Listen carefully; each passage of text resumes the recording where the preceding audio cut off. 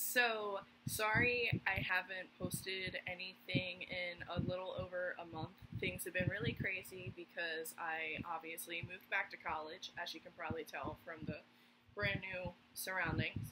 So I'm back at college, but I decided that since I haven't uploaded anything in a very long time, I'm going to do two videos today.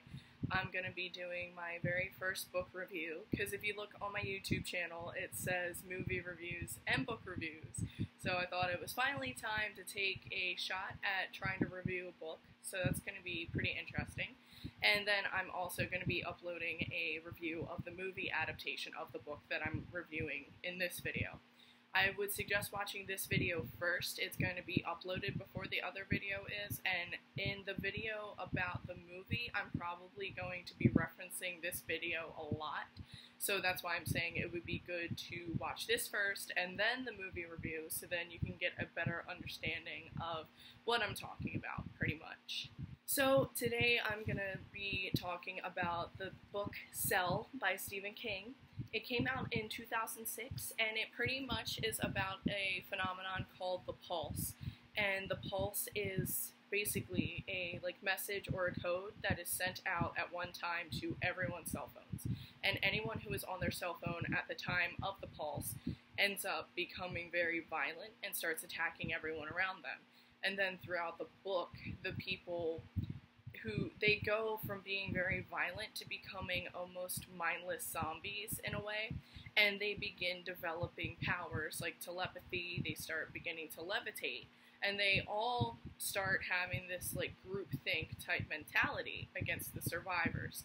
And the book follows a group of survivors as they travel from Boston to Maine in order to try and locate the family of one of the main characters. I really liked the concept of this book. You guys probably have seen movies or TV shows that are sort of like social commentary on the fact that we rely so much on our cell phones and our other technology, and how technology's bad. Stephen King kind of did this back in 2006. That's 10 years ago, back when flip phones were relevant. Can you imagine, if he had waited and written this book now, when we have so much more technology in our lives? This book could have been even wilder than it already is. One of the things that I love about Stephen King is that he writes gore and he writes action very well. He has created one of the best opening sequences that I've seen in a book ever, in this book. Basically, the book opens with the main character, Clay, and he's on a street in Boston, and that's when the pulse hits. And literally just everything goes crazy. It starts with one person, and then it gradually becomes more and more people getting affected by it. You have people attacking each other, you have people killing dogs, they're crashing cars, they're flying planes into buildings. It is crazy. There is so much going on for the first 40 pages of this book, and it's just mass hysteria, and it's crazy. Stephen King does a very good job at putting you inside the scene. The way that he describes what is happening, and the way that he describes the gore and physically what is happening to these people in their bodies, it's great. You can clearly see it in your mind. If you have an active imagination like myself, you can clearly envision what is going on in this scene. And it's a pretty gross scene. Another one of my favorite things about this book is the phoners. They're the people who have been affected by the pulse. Basically, they are some of the creepiest characters that I have ever encountered in a book. I normally don't get scared. You guys know this if you've watched my other videos. I've talked about how I never get scared, but I was uncomfortable a lot during this book because the things that these characters end up doing, the way that they start acting once they become mindless zombies, is just sort of just weird. It's uncomfortable. I wish I had a better word to describe it, but you just get this feeling of uneasiness. I'll give you guys an example. The main group that we're following fights back and ends up killing a couple of the phoners. All of a sudden, they hear all this moaning and wailing out of nowhere. And the way that Stephen King describes the moaning and the wailing, I can just imagine just standing there at night and just hearing like a large group of people just wailing or screaming out in anger, and it just sounds horrifying. I don't know why, but like that specifically creeps me out. So I will give this book major props for managing to make me feel a little bit creeped out, because that takes a lot to do. One of my favorite things about this book, along with the plot and the, slight horror scariness of it, is the fact that the characters are so real.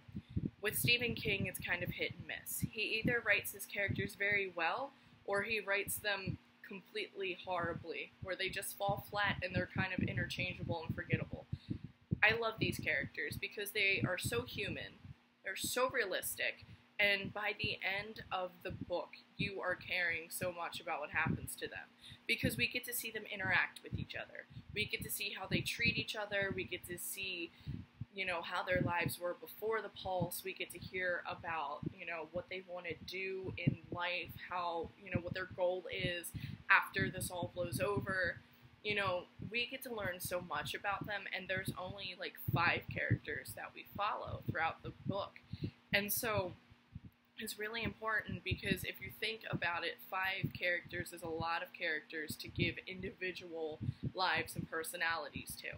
Stephen King has done in other books, like his book The Regulators, where we're following like 15 characters, and they all are just flat. They're just, you can't tell them apart. In this book, each character is their own individual person, and you really, really end up hoping for the best for them. Like I said, this wasn't the best Stephen King book that I've ever read, but it also wasn't the worst. I think it's a really entertaining book. It's a pretty quick read. It's about 350 pages, so considering that I had to go to class and do other things, it took me about 3 days, but I feel like if you really got into it, you could probably finish it in a day or so. So the thing is, it starts off really fast and really action-packed because it opens with this huge massacre scene. But then eventually, once the story gets rolling and the characters get on their journey, things start to slow down a little bit. But then at one point, the violence starts back up, the action starts back up, and then it goes back into that, fast-paced, fun, exciting book. So the pacing is a little weird because it goes from really fast to really slow to really fast again. But other than that, I found it to be a very easy, very entertaining book. It wasn't one that, changed me forever or anything. It wasn't that special. It was just another Stephen King book to me at this point. So I would definitely recommend that you guys check out Cell. Go to your local library or thrift store, which is where I got this book. I love thrift stores so much. Go to your local library, local thrift store, local bookstore, whatever. Get your hands on a copy of Cell, because it's a pretty fun little book. I had a fun time with it. I'm Heaven, I do horror, and I definitely recommend that you guys try reading Cell by Stephen King.